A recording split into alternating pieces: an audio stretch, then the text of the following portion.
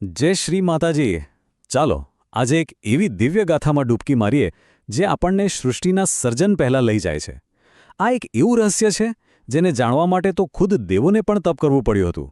તો તૈયાર થઈ જાઓ, આપણે સાથે મળીને આ રહસ્ય પરથી પડદો ઉઠાવવાના છીએ.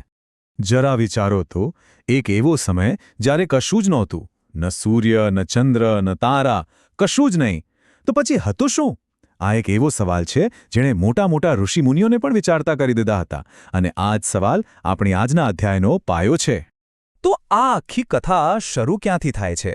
એક સવાલથી. રાજા જન્મેજય, એમના મનમાં જ્ઞાન મેળવવાની એવી તરસ લાગેલી છે કે તેઓ સીધા પહોંચી જાય છે મહામુનિ વ્યાસજી પાસે, કારણ કે એમને ખબર છે કે જો બ્રહ્માંડના આવા ગહન રહસ્યોનો જવાબ ક્યાંયથી મળી શકે તો એ અહીંથી જ મળશે.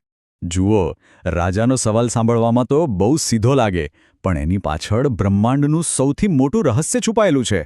એમને ખાલી વાર્તા નથી સાંભળવી, એમને તો એ આદિશક્તિના સાક્ષાત દર્શન કરવા છે, જેમાંથી આખી દુનિયા બની છે. અને હવે જુઓ, કથામાં એકદમ મજેદાર વળાંક આવે છે. વ્યાસજી કહે છે કે રાજન, આ જ્ઞાન સીધું મને નથી મળ્યું. વાત એમ છે કે આ રહસ્ય તો મને દેવર્ષિ નારદે કહ્યું હતું. એટલે કે આપણે એક વાર્તાની અંદર બીજી વાર્તામાં પ્રવેશી રહ્યા છીએ. હવે આનાથી એક વાત તો પાક્કી થઈ જાય છે કે આ સવાલ કોઈ નાનોસૂનો નથી. અરે સ્વયં દેવર્ષિ નારદ ખુદ સૃષ્ટિના રચયિતા બ્રહ્માજીને પૂછી રહ્યા છે કે આ બધું બનાવ્યું કોણે? તમે? વિષ્ણુએ? કે મહેશે? કે પછી આપણા બધાની ઉપર પણ કોઈ છે? તો ચાલો હવે આપણે પણ સીધું બ્રહ્માજી પાસેથી જ સાંભળીએ કે હકીકત શું છે. અને હવે બ્રહ્માજી બોલવાનું શરૂ કરે છે, અને એમનો અવાજ એ આપણને સમયની પણ પેલે પાર લઈ જાય છે. એક એવો સમય જ્યાં કશું જ ન હતું, બસ સંપૂર્ણ શૂન્ય. જરા આંખો બંધ કરીને કલ્પના કરો તો, ચારે બાજુ ઘોર અંધારું અને અનંત જળ જ જળ, બસ બીજું કંઈ નહીં. આ હતી સૃષ્ટિ પહેલાંની અવસ્થા. એક એવું ગર્ભ જેની અંદર આખું બ્રહ્માંડ સમાયેલું હતું, બસ જન્મ લેવાની રાહ જોતો હતું. અને પછી એ અનંત અંધકારની વચ્ચે એક દિવ્ય પ્રકાશનો પુંજ પ્રગટ થાય છે. અને એ તેજમાંથી જન્મ થાય છે ત્રિમૂર્તિનો: બ્રહ્મા, વિષ્ણુ અને મહેશ. પણ મજાની વાત તો જુઓ, ખુદ આ ત્રણેય દેવોને જ ખબર નહોતી કે તેઓ આવ્યા ક્યાંથી. હવે આ ત્રણેય દેવો તો મૂંઝવણમાં હતા, અને બરાબર એ જ સમયે એક આકાશવાણી થઈ. એ કોઈ હુકમ ન હતો, પણ એક ઇશારો હતો કે ભાઈ, જો સત્ય જાણવું હોય તો પહેલાં એને જાણવાને લાયક બનવું પડશે, અને એનો રસ્તો હતો તપ. અને બસ ત્રણેય દેવો હજારો વર્ષો સુધી કઠોર તપમાં લીન થઈ ગયા. અને પછી એક દિવસ એમની તપસ્યા ફળી. આકાશમાં અચાનક એક દિવ્ય વિમાન દેખાયું.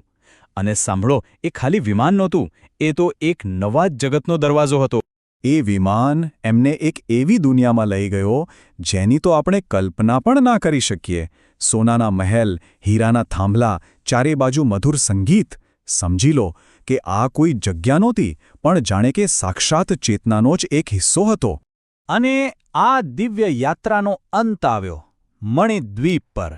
આખું ટાપુ જાણે રત્નોથી બનેલો હોય, અને હવામાં ચંદન અને કમળની એવી મીઠી સુગંધ.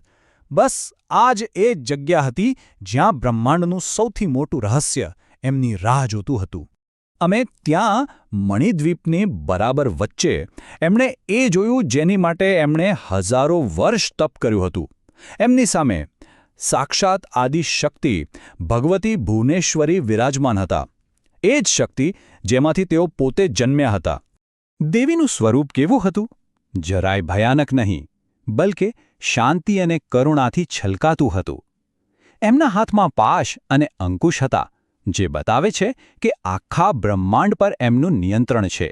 અને સાથે કમળ પણ હતું, જે સૃષ્ટિની સુંદરતાનું પ્રતીક છે. એમનું તેજ તો એવું હતું જાણે કરોડો ચંદ્ર એક સાથે ઉગ્યા હોય, કારણ કે બધા પ્રકાશનું મૂળ સ્ત્રોત તો એ જ છે ને. બસ આ દિવ્ય રૂપ જોતાં જ ત્રણેય દેવોનો બધો જ અહંકાર, બધી જ મૂંઝવણ, બધું જ ઓગળી ગયું. એમને તરત સમજાઈ ગયું કે કરવાવાળા એ પોતે નથી. એ તો બસ એ મહાશક્તિના હાથમાં એક સાધન માત્ર છે. દેવોનું આ સમર્પણ જોઈને દેવી પ્રસન્ન થયા.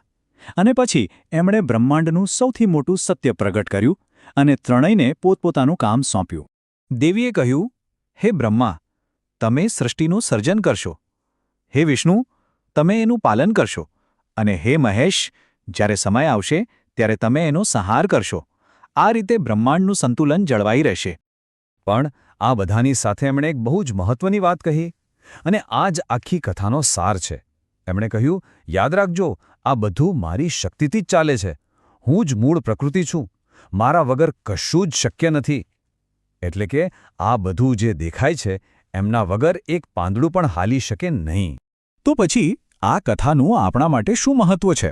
બ્રહ્માજી નારદને સમજાવે છે કે આ ખાલી એક વાર્તા નથી, પણ જીવન જીવવાનો, મુક્તિ મેળવવાનો એક રસ્તો છે. જે કોઈ આ વાત સમજીને માતા ભુવનેશ્વરીની ભક્તિ કરે છે એના જીવનમાંથી ભય નીકળી જાય છે, પાપ ધોવાઈ જાય છે અને દુઃખ દૂર થઈ જાય છે. અને આ રીતે બ્રહ્માજીથી નારદજી અને નારદજીથી વ્યાસજી આ જ્ઞાન પહોંચે છે રાજા જન્મેજય સુધી. અને વ્યાસજી અંતમાં આશીર્વાદ આપે છે કે જે કોઈ પણ આ કથાને શ્રદ્ધાથી સાંભળે છે ને એના જીવનમાં પણ સુખ, શાંતિ અને આનંદ આવે જ છે. તો ચાલો જતા જતા એક વિચાર કરતા જઈએ. જો આખું બ્રહ્માંડ, આપણા જીવનના સુખ દુઃખ, આપણી સફળતા નિષ્ફળતા બધું જ એક મહાન શક્તિની લીલા હોય, તો પછી આપણે જે આ બધી ભાગદોડ કરીએ છીએ એનો સાચો અર્થ શું? આ સવાલ પર વિચાર જરૂર કરજો. જય માતાજી.